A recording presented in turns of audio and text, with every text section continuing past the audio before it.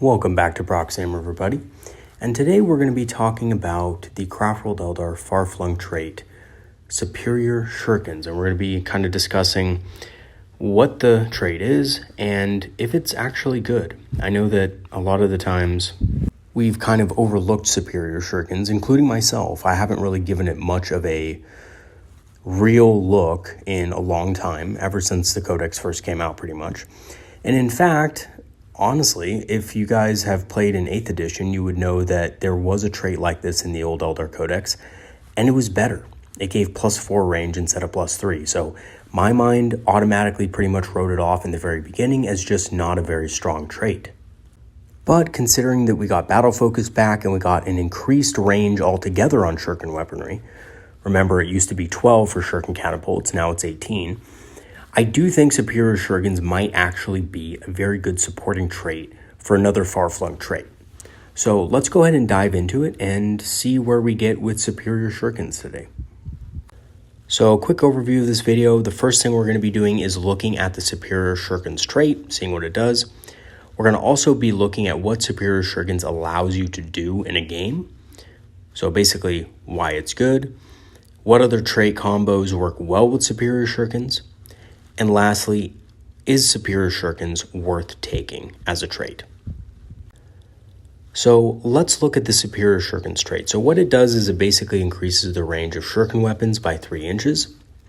And this effectively allows the unit to engage targets that they would normally not be able to do while also remaining at a safe distance or behind obscuring terrain. So this has a lot of applications in games because a lot of terrain placement is actually very specific. So if you look at most boards, most players actually place their obscuring terrain somewhere between halfway in their deployment zone or sometimes just barely out of their deployment zone so that their units can get the benefit of the obscuring terrain. So a lot of the times these range breakpoints are very precise, and units like Guardians unfortunately don't get a lot of use out of that because their range is 18. So they're not able to fire down range in no man's land as easy as, let's say, a unit of Shroud Runners with scatter lasers or, a unit of War Walkers with shuriken cannons and things like that. So what Superior Shurikens ends up doing is it allows you to target units that you would normally not be able to target in those first couple of turns and also remain safe while doing so. So again, just to reiterate, it does allow you to threaten units that would normally be out of range, for one, and it allows shuriken units to stay closer to your side of the board or, again, behind obscuring terrain without having to expose the unit. And I can't stress enough how important that is for Eldar units, especially units that are using shuriken cannons especially, or shuriken catapults. And I'm even talking about Dire Avengers, right? Because they still have an 18-inch range. Typically, players would put them in a Wave Serpent, so the range isn't that much of an issue, but check this out. If you give them Superior Shurikens instead, a unit of Dire Avengers, a small unit, can actually be used as a kind of more backfield unit to defend middle ground objectives. So objectives in no man's land, they can actually pretty easily target and still battle focus behind obscuring terrain. And although this is a little dependent on what kind of mission you get and where the objectives in no man's land are placed, more often than not, you are going to be able to guarantee that with Superior Shurikens, you can be in range of those objectives if you need to, and you can threaten units that are on those objectives more easily. And the last thing Superior Shurikens does is it gives these shuriken units coming from reserve more threat range. So oftentimes you'll find that either your opponent is going to screen you out in a way. Now, most opponents, unless they're running some sort of horde list, can't completely screen you out. And there are rules for when your opponent does screen you out, you can come on your own board edge. So with the Superior Shurikens ability, if you're partially screened out, you have a better chance of actually getting to threaten the unit that you wanted to threaten in the first place. So you get a little bit of extra range on there, and you can shoot those said units. And if your opponent doesn't try to screen you out, you can get even juicier targets in their backline perhaps that would normally be out of range of a unit with shuriken catapults. So it gives you a little bit of flexibility in the reserve game as well. So what other trait combos well with Superior Shurikens? Because on its own, Superior Shurikens is decent, but it's not the best, right? It's not swift strikes, it's not masterful shots, it's not something that is clearly powerful. So in order to get the most out of this trait, you do need to combine it with other traits. So I believe that the ones that it works best with are Webway Warriors, Masterful Shots, of course, Masters of Concealment, believe it or not, and Swift Strikes. So Webway Warriors allows units coming from reserve to get exploding sixes to hit, which cause additional hits. And this is really good when combined with superior shurikens because you'll be able to threaten more units coming from reserve. And those units that you can threaten, you'll be able to hit much harder than normal. And another synergy with this actually is the ability Blade Storm. So there's a stratagem called Blade Storm. You can use it on any shuriken unit coming from, well, basically any time. It doesn't need to come from reserve. But if you use it in the same turn as you have Webway Warriors, so if you use it in the same turn you come from reserve, you'll actually be getting 2 additional hits per 6 that you roll to hit, which is incredibly powerful. So that means for essentially every 6 dice you roll with shuriken weaponry, you'll get 2 additional hits, and they're auto hits. So if you roll 6 dice to hit, you hit 4 of them, one of them's a 6, you're going to get 2 additional hits. So that's pretty good. That basically gives you a increase of about 33%. And I may be a little tiny bit off of the math on that, but I believe you do get an extra 33% output from that combination. So that's extremely powerful, really good combination, and really works well with any kind of reserve list that wants to bring units with shuriken weaponry from reserve. Masterful Shots is also a great combo with superior shurikens because it allows your army to ignore light cover. So typically, if you are increasing the range of your shuriken catapults, you're going to be able to threaten more units. Those units actually might be in terrain. So if you have a terrain dense board, there's going to be a lot of light cover on that board. And Masterful Shots allows you to ignore this and not really give up any kind of efficiency when firing your shuriken catapults. Especially if you're on your side of the board, jumping in and out of obscuring terrain so that you can't be shot back. Being able to ignore enemy light cover is a great way to get a lot more value out of your army and out of your shuriken units. Masters of Concealment is also a great option for a second trait to your superior shurikens because it gives your units light cover if targeted outside of 12 inches. So this makes some particular units that are good with superior shurikens like Windrider jet bikes extremely durable. And with the extended range of this trait, it becomes even more viable on shuriken units. Let me give you an example of that. Normally, with an 18-inch shuriken catapult, you're going to fire on your enemy and you're going to battle focus back. Now, if you battle focus behind obscuring terrain, it's pretty negligible, right? Because you're not going to be able to be shot at anyway, except from certain angles. But if you're ever in a situation where you can't get behind obscuring terrain, being able to jump back an average of 3.5 inches could actually put you out of range initially of a lot of anti-infantry units. So normal infantry weapons are 24 inches. So if you shoot something at 21 inches and jump back an average of 3.5, I know you can't actually roll a 3.5, but let's say you get a 4, right? You jump back 4 inches, that enemy unit now has to move from wherever they are to be able to strike back against you. And on top of this, you're always pretty much going to get that cover bonus because you're going to be safely outside of 12 inches of that enemy unit and probably other enemy units as well. So it allows you a little bit of extra distance so that you can get this benefit much more often. And the other thing it allows you to do, if you're worried about taking hits back, it allows you to battle focus more easily because you don't have to worry about jumping back into light cover and getting that movement modifier on your battle focus. So that's really powerful together as well. Masters of Concealment is great on things like Windrider jet bikes, but it's also good on other units that just want to be a little bit more aggressive and not have to worry about having to be in light cover at all times when they pop out behind obscuring terrain. And lastly, we come to Swift Strikes. So Swift Strikes is a very powerful trait. It's probably one of the most powerful Far Flung traits in the entire codex because it allows for so many movement sheets, and its potential for scoring on secondary objectives and primary objectives is absolutely unmatched. So what does Swift Strikes actually do to support superior shurikens? And how do they synergize together? So first of all, Swift Strikes basically does this. It allows for move, advance, and battle focus all in the same turn. So you can move, advance, shoot heavy weapons if you have an assault weapon in the unit, and also use battle focus all in the same turn. And again, like I said, with this ability, you can fire heavy weapons while advancing if the unit has an assault weapon or a pistol in it.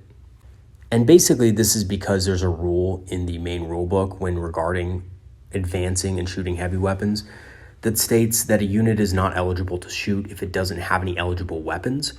So for example, if you use a unit of Dark Reapers to move and advance, you can't actually use Swift Strikes because that unit would be ineligible to shoot to begin with. That unit would need something like a pistol or an assault weapon to be eligible to shoot.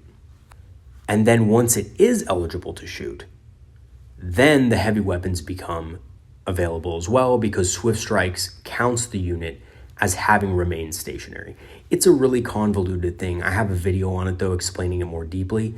It's called the Swift Strikes Rabbit Hole. You can check it out on my channel if you need to.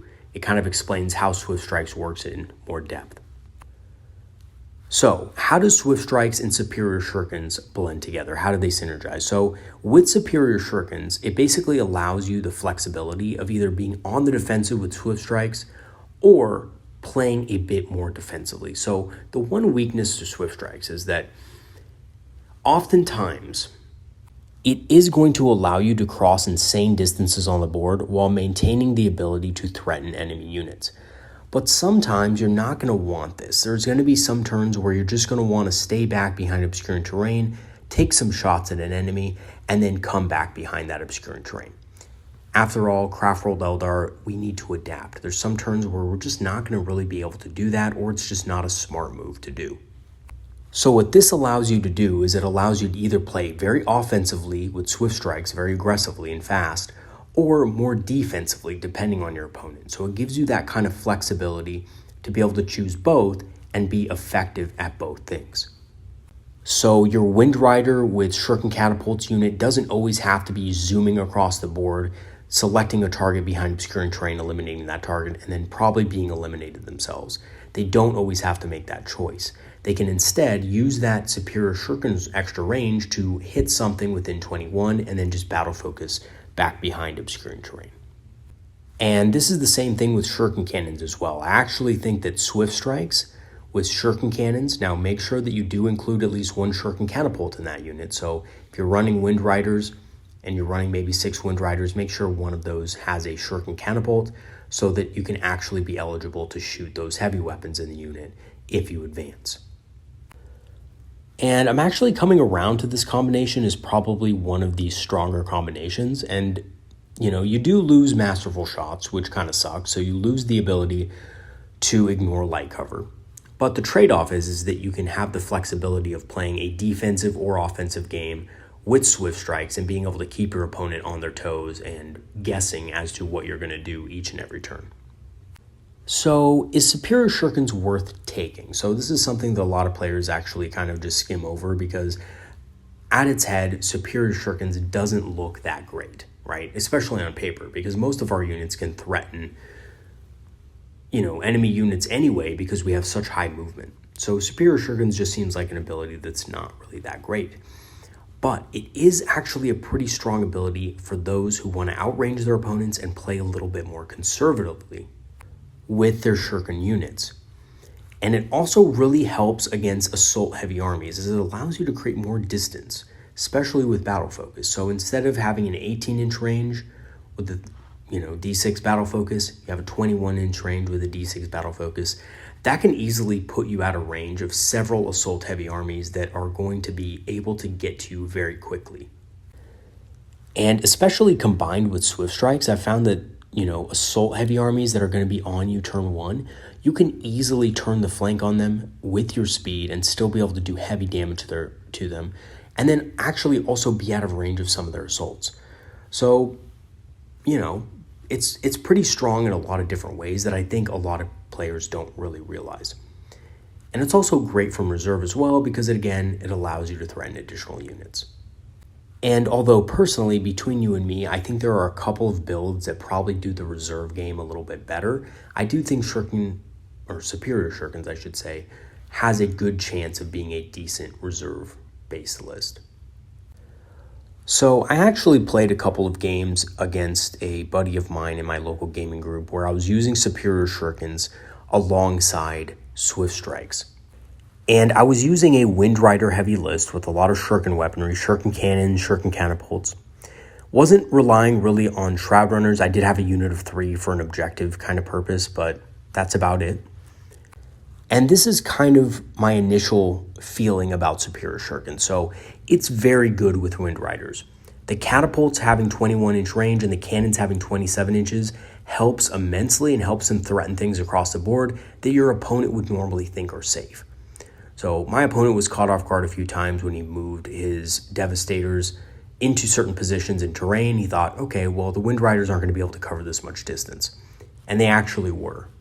Between the 16-inch movement that jet bikes have, the 6-inch advance with the Swift Strikes, and with the extra 3-inch, from the Superior Shurikens, you can basically cover the whole board. You can cover a unit that is in terrain on your opponent's opposite side of the battlefield and eliminate that unit pretty hard. So that's what happened a couple times in the later stages of the game, and to be honest with you, it was pretty successful. So I do think it is a good ability to pair with Wind Rider jet bikes. In addition, it is good for attacking enemy units on objectives in no man's land while remaining out of line of sight.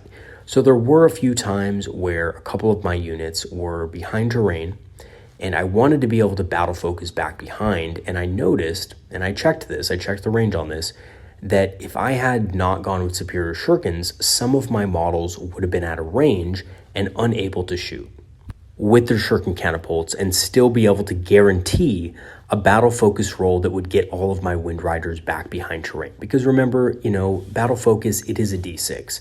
So you can't always expect to get 6 inches, and that means that some of your models might actually stick out, and that could be a risk, because if even one model is sticking out, then your whole unit can actually technically be destroyed if your opponent can draw a line of sight to it. So having that little bit of extra range allowed me to squeeze them in a little bit tighter and allowed me to be able to get a battle focus roll guaranteed back behind that obscuring terrain while still being in range of the target. However, I also found out that, in these couple of games, he ran a couple of different Iron Hands lists against me. And I don't know if you guys know this, but Iron Hands are looking pretty strong now with all the new point changes. And one of the lists he brought against me was just pretty much a generic Iron Hands list. It had a lot of Devastator Marines in it, but not a lot was very aggressive. He didn't have a lot of Rhinos or anything like that. It was just a lot of Space Marines, basically. The Superior Shurikens and the Swift Strikes worked extremely well against this list. However, the second list he brought was a more drop pod oriented list where he had a lot of drop pods dropping down Devastator Marines and stuff like that. Iron Hands are actually very good with drop pods because their Devastators can move and shoot without penalty, so that means they can come out of their drop pods and shoot at full ballistic skill. So against this type of list, Superior Shurikens was honestly not as effective. And the reason being is because a lot of these attacks came from a short range, and the Superior Shuriken's ability just didn't come into play. And basically, it was useless. So in that type of game, I didn't get a lot of mileage out of the ability. So if you're expecting a lot of, fast, aggressive units to either deep strike in on you or, be in your face turn 1, you're probably not going to be able to get the benefit out of the extra 3 inches of range. Now, of course, if you pair that with Swift Strikes, that might be a different story. But in all other builds, it just wasn't really that effective. Because moving 16 inches and then battle focusing is typically enough to still be within range of your enemy and not have to worry about it. Now, if you're advancing and moving the 16 inches, you are going to be out of range of that unit if you are firing an 18-inch weapon, typically. So you do have to be careful of that as well, because aggressive lists might not really care too much about the fact that you have a 3-inch extra range on your shuriken weaponry. And I also found that it is powerful when coming from reserves, but there are better ways to run an alpha strike, in my opinion. So I really don't think Superior Shurikens is a great after testing it a couple of times, is a great way to kind of make the trait more powerful. I think it is good. There were a select few times, I think probably twice, that I was able to kind of choose between two different units I wanted to shoot because I had that extra range. But in both of those instances, I had units that could clean up the other unit if needed, so it wasn't really that big of a deal. It really didn't make that much of a difference in the grand scheme of things. And of course, I think the Alpha Strike potential of a Beagle Tans type army or a Webway Warriors army with Falcons and stuff like that, so maybe a Webway Mobile Fighters army, is actually much more devastating than a Superior Shurikens Alpha Strike style list. So even though Superior Shurikens does theoretically have the opportunity to be pretty powerful, if you have that extra range, being able to select, different targets you normally would not be able to threaten when coming from strategic reserve, I think other armies do it much better. So I have to say it's good, but it's not the best. So in conclusion, I think Superior Shurikens is a bit of an odd trait that can go over a lot of players' heads, as Craftworld Eldar, again, typically do not have trouble engaging enemies within the range. The range really isn't the big deal, right? It's the survivability. So Eldar have a lot of speed. They can easily threaten a lot of units already. However, its advantages are that it can allow certain shuriken units to engage enemies from a safer distance and has a lot of synergy with other far-flung traits. Especially, in my opinion, Swift Strikes. So Swift Strikes does carry Superior Shurikens a little bit, but Superior Shurikens also help Swift Strikes be a little bit more flexible in that you can use it more defensively. So if you didn't want to be super aggressive with Swift Strikes, you wanted to be a little bit more defensive with it, Superior Shurikens allows you to be able to do that. And again, I think Wind Riders with Shuriken Catapults or Shuriken Cannons are probably the best candidates for this. Although, honestly, I have to admit, Vipers are also very good with Superior Shurikens. You give them a Shuriken Cannon, right? And you give them, they already have the Shuriken Catapult. And Dire Vengers, also very good, right? Because that means you don't necessarily have to put your units in Wave Serpents. You can keep them as a small unit of 5 and just kind of go up and down the board. Between Swift Strikes and Superior Shurikens, Dire Vengers can actually threaten a lot of units and also remain safe behind terrain. And not for nothing, but Dire Vengers can also perform actions and still shoot. So even though if you do perform an action, unfortunately you can't advance, you can do other things. So Dire Vengers being available to be, basically a unit that can perform actions, still shoot, and get the benefits of Superior Shurikens is a pretty powerful combination as well.